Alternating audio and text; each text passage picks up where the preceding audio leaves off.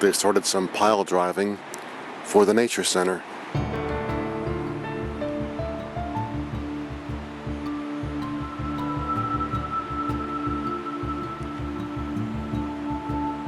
See how it looks when they get it all done?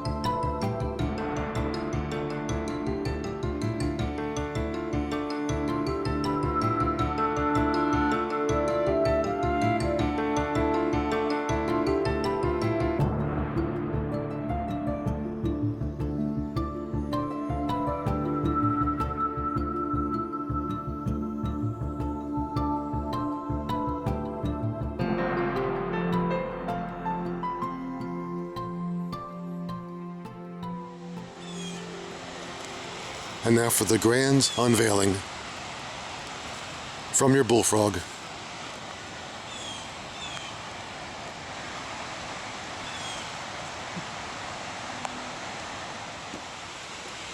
Let's go have a look at the grand unveiling. First video of this place. Oh, nature displays and things. Let's have a look.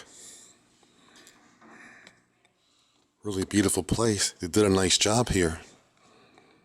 I like it because it still smells brand spanking new. And of course the usual history, which just fascinates your bullfrog.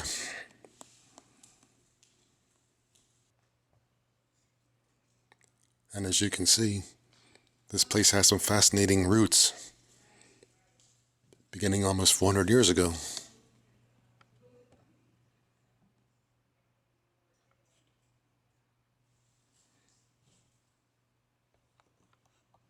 And once upon a time, folks would arrive here by train.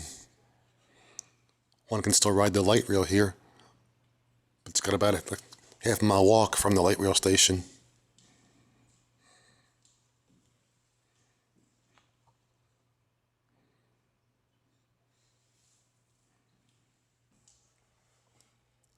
And in 1838, Northern Central's predecessor first arrived here, known as Baltimore and Susquehanna.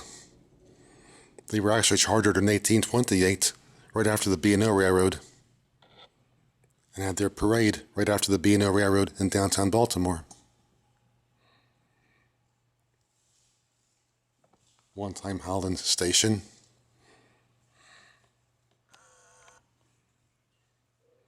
The area is now totally grown over, reclaimed by nature. But there's a trail that follows the old right-of-way of the old railroad, the one to the left.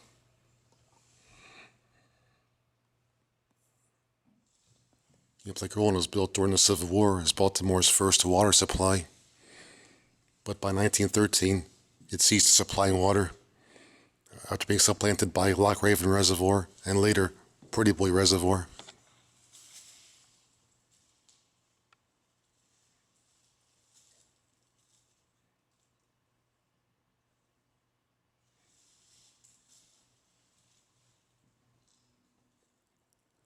And of course many species. Let's have a closer look.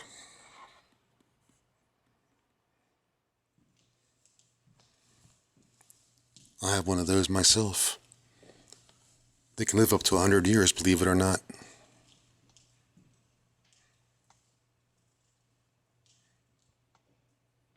Oh, there he is.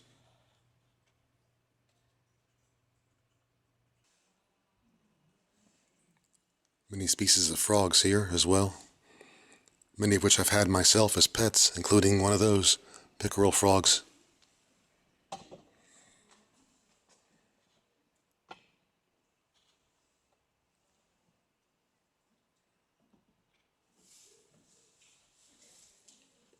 But never had a pet cockroach in my life. Don't need them as pets if you live in the city. I've had many of those as well as pets. Very easy to keep. Feed them a couple mealworms a day, crickets, and you're good to go.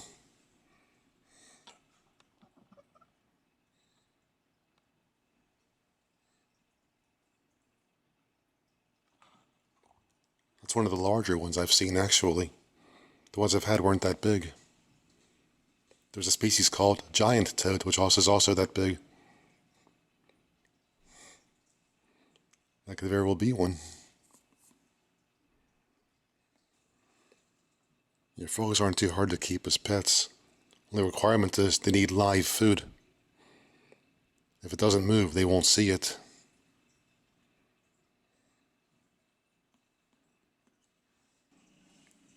And one of my favorite snakes, the corn snake. I never met a corn snake I didn't like. They're very friendly snakes and easy to keep. I have the pretty one right down here.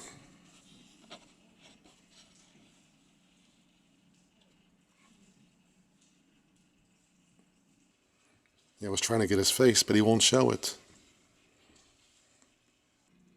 Now there's his face, or her face, whatever. But these are very friendly and gentle snakes.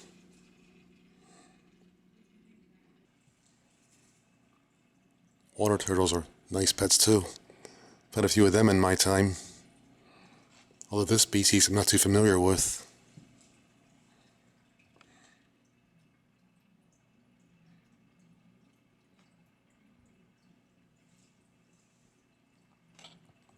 Interesting how they stick their heads up above the water, like they're snorkeling or something.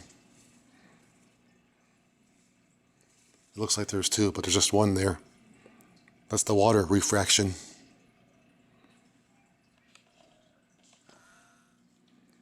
I never had one of those before, though. But for now, I think I'll pass on that one.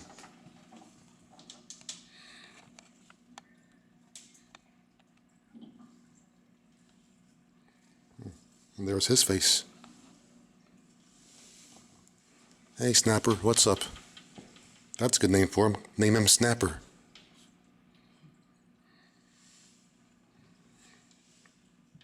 Yep. Can't deny that face.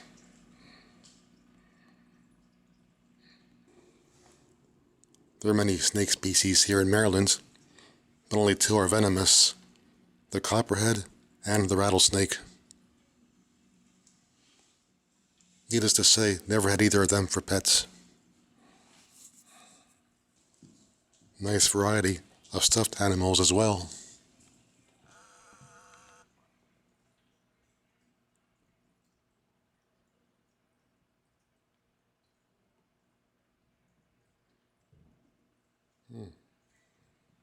Yep. Even got Bambi on display. Oops. And that one is staring us down. We also have salamanders and lizards, both of which I've had as pets myself at one time or another. Yeah, skinks make nice pets, believe it or not. Lots of information here on nature in Maryland. A highly recommended stop if you're passing through. They did a great job with this place. Yep, they made me proud.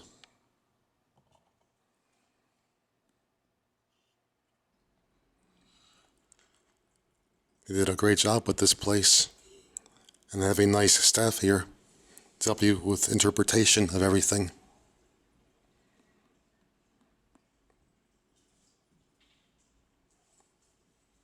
and very nice of the staff to allow me to make this video for you. Even got a little bit of a meeting area there for groups.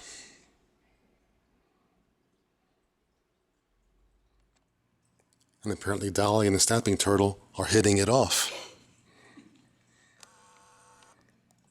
How about that? They're friendly after all.